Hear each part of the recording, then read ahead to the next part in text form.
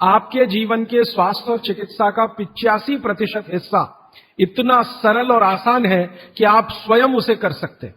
तो भागवत ऋषि कहते हैं, शरीर को जान लीजिए, भोजन को पहचान लीजिए, तो वो कहते हैं आप 100% डॉक्टर हो सकते हैं।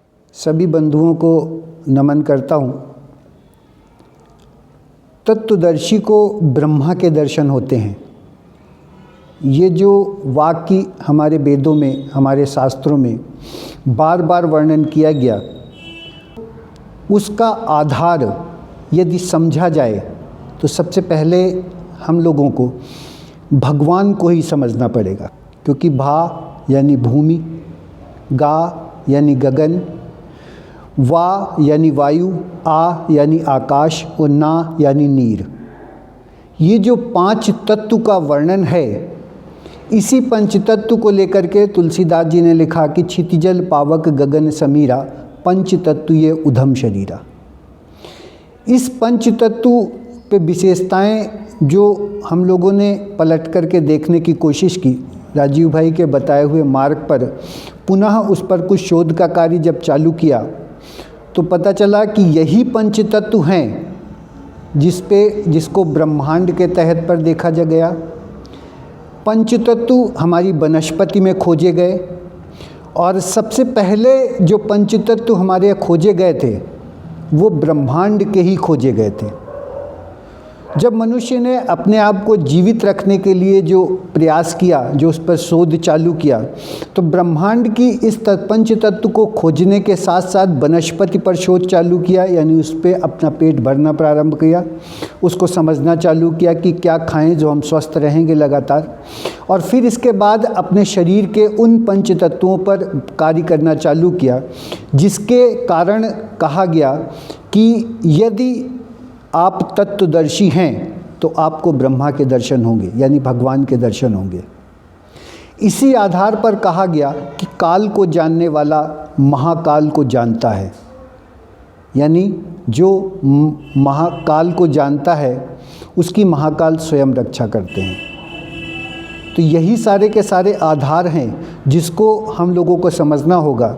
और उन मार्गों पे चलते हुए जब आज की ठंड व्यवस्था में हमने कफ को की प्रकृति को इन पंच तत्वों के आधार पर समझना प्रारंभ किया, तो सर्वप्रथम हम यूँ मान के चलते हैं, यूँ देख समझ के चलते हैं कि इन पंच तत्वों में से 2 तत्व हमारे शरीर में बहुत प्रधान हैं, जिनमें आपस में ही बैर रहता है, मतलब एक दूसरे के दोनों दुश्मन हैं। और वो उन पंच तत्वों में जो ये दुश्मन एक दूसरे के तत्व हैं वो अग्नि और जल है। यानी जहाँ अग्नि होती है वहाँ पर जल नहीं होता, और जहाँ पर जल प्रबल होगा वहाँ पे अग्नि रुकेगी नहीं। ये जो ठंड का मौसम है, जो ठंड चल रही है, इसमें यही प्रधानता है कि आज हमारे शरीर में, हमारी प्रकृति में, हमारे पर्यावरण में चारों तरफ जो ठंड के कारण, जो हवा के कारण या किसी भी कारण से नमी है, उसके कारण से हमारे शरीर में, हमारी प्रकृति में, हमारे पर्यावरण में और वनस्पति तक में पानी की मात्रा बहुत ज़्यादा अधिक है। हवा तक में पानी की मात्रा है। जैसे कि हम जानते हैं कि H2O यानी जल, उसमें भी हवा है, तो ऑटोमेटिक जहाँ जहाँ हवा जाती है वहाँ जल का कहीं ना कहीं ठंडक लेकर के पहुँच जाती है। और जल को लेकर के जब वो ठंडक हमारे शरीर में प्रवेश करती है तो ठंड का एहसास जो होता है वो और ज़्यादा होता है और कफ की प्रवृत्ति हमारे शरीर में बढ़ जाती है। इन पंच तत्वों के आधार पर हमारे शरीर में जो कफ बनता है उसको पृथ्वी तत्व कहते हैं। और ये जो कफ पृथ्वी तत्व के बेश में बनता है, 5 तरह का कफ है जो हमारे शरीर में बनता है, उसी तरह से 5 तरह की वायु है जो हमारे शरीर में बनती है, उसी तरह से 5 तरह का पित्त है जो हमारे शरीर में बनता है। लेकिन यहाँ आज के समय में इस कफ को किसी भी बेश में रुकने नहीं देना है। 5 प्रकार के कफ का वर्णन की आवश्यकता नहीं है, सिर्फ इतना समझना है कि किसी भी तरह से इस कफ को हमारे शरीर में संचय नहीं होने देना है, क्योंकि ये काल संचय का ही काल है। ये जो 5 तरह का हमारे शरीर में कफ निर्मित हो रहा है, उसमें में से सबसे बड़ा कफ जो हमारे शरीर में इस समय निर्मित होता है वो मीठा खाने के कारण होता है। कुछ भी मीठा, और कुछ भी मीठे में मेन तौर पे शक्कर कही जाती है। कुछ भी मीठे में गुड़ नहीं कहा जाता, क्योंकि गुड़ पित्त को शांत करता है और कफ को समाप्त करता है। चीनी जो हमारे शरीर में ज़्यादा बनती है, ज़्यादा रुकती है, वही हमारे शरीर में कफ का निर्माण करती है। कफ को आप पानी के साथ मिला कर के जब जब प्रक्रिया होती है, साथ में रुकती है, तो ये कहीं भी जा कर के रुक जाता है। जैसे सन्निपातिक कफ जो है वो जोड़ की हड्डियों में जा कर के रुक जाता है। कफ अपनी प्रवृत्ति पर किसी भी तरह से आपके शरीर में निर्मित न होने पाए, उसके लिए तीखा भोजन की आवश्यकता है। और कफ किसी तरीके आपके शरीर में अगर रुकता है, जुखाम बन करके जो असर दिखाएगा वो बसंत ऋतु से दिखाना प्रारंभ करेगा। इससे पहले आपके शरीर में जो कफ का निर्माण हो रहा है, उस कफ के निर्माण को किसी भी ढंग से होने मत दो।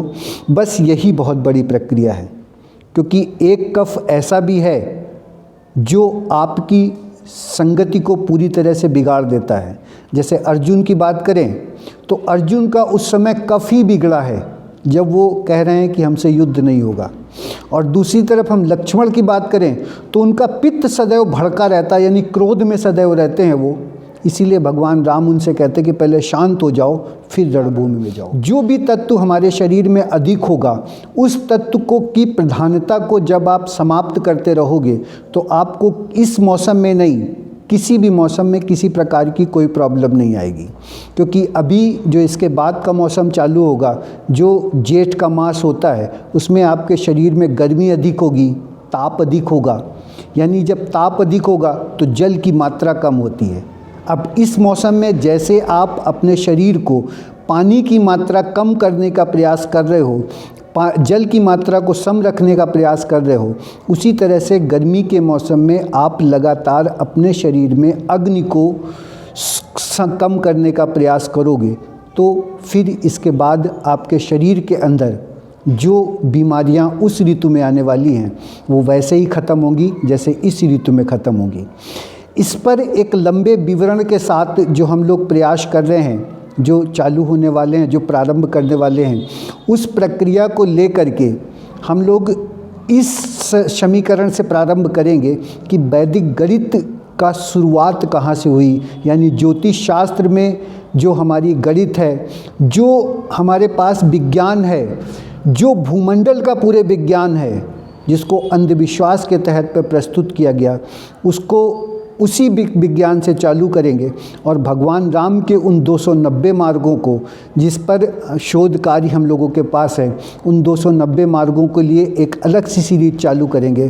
तब तक हम सब किसी भी रोग से ग्रसित ना हों, उसका पूरा प्रयास करेंगे। और किसी भी वायरस को समाप्त करने के लिए देसी गाय के घी से लगातार यज्ञ, हवन और धूप बत्ती जलवाने की पूरी तैयारी करेंगे। सभी को आभार है, सभी को धन्यवाद।